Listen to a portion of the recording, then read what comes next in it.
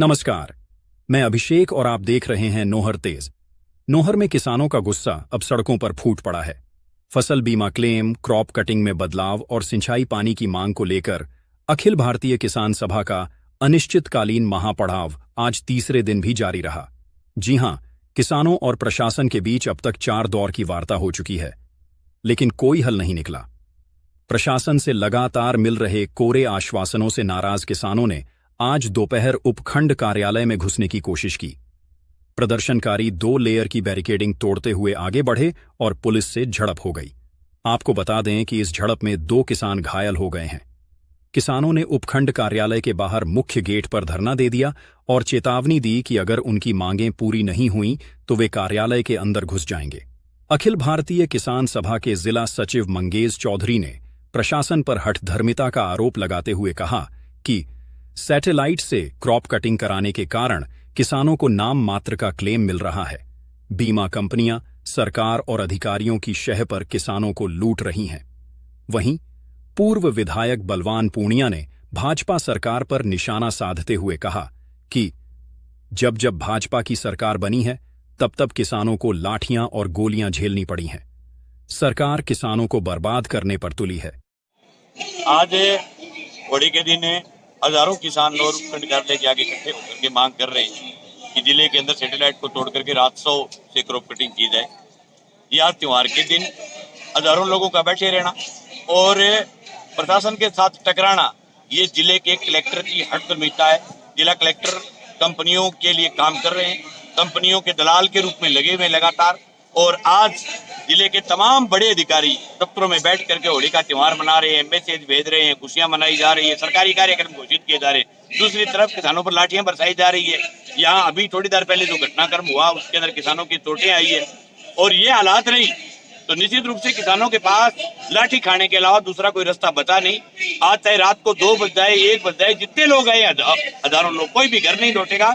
और जिस प्रकार से राजस्थान की भारतीय जनता पार्टी की सरकार किसानों को, उनके हमेशा की भाषा रही है कि वो किसानों को लाठी और गोली के दम पर दबाना चाहते हैं, उसी का उपयोग भारतीय जनता पार्टी का राज आज कर रहा है। लेकिन किसान लाठी और गोलियों से डरने वाला नहीं है।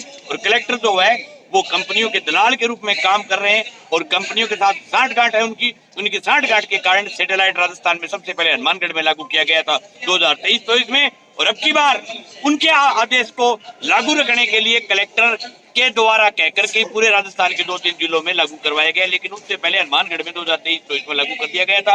उसी के कारण यहाँ का क्लेम 120 करोड़ बढ़ा था और बाकी क्लेम बढ़ता था 500 करोड़, 700 करोड़, हजारों करोड़ रुपए का क्लेम को रगड़ने का काम जिला कलेक्टर हनुमानगढ़ कानाराम ने किया है। माननीय जिला कलेक्टर महोदय के आने के बाद इस जिले में बीमा कंपनियों की दादागिरी चल रही है। क्लेम की योजना को धीरे धीरे करके माननीय कलेक्टर साहब खत्म करने पर तुले हुए हैं और किसान जो है वो सड़कों पर रह करके लड़ने का काम कर रहे हैं। दिन से जो अभी क्रॉप कटिंग होनी है 2024-25 रबी की फसल बीमा से संबंधित क्रॉप कटिंग वो ऐसा समाज सैंपलिंग द्वारा करवाना चाहती है सरकार। हम इसका विरोध कर रहे हैं कि अधिसूचना में दी भी नियमावली के अनुसार राजस्व बोर्ड से रैंडमली जो खेत थे उसमें कोई अच्छे खेत भी आएंगे, कोई ऐसे खेत भी आएंगे जिसमें कोई उत्पादन नहीं, तो हमें संतोष हो जाएगा कि हमारे साथ न्याय हुआ।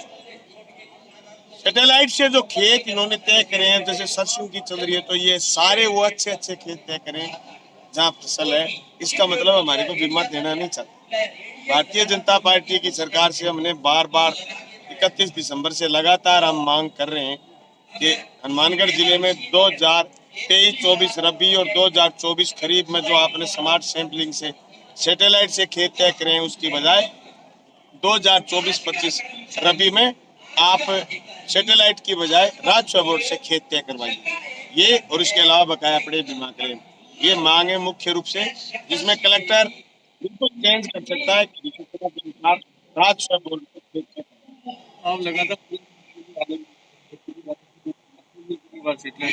ये छुपे हुए काम कर दिए इन्होंने 2023 रबी में।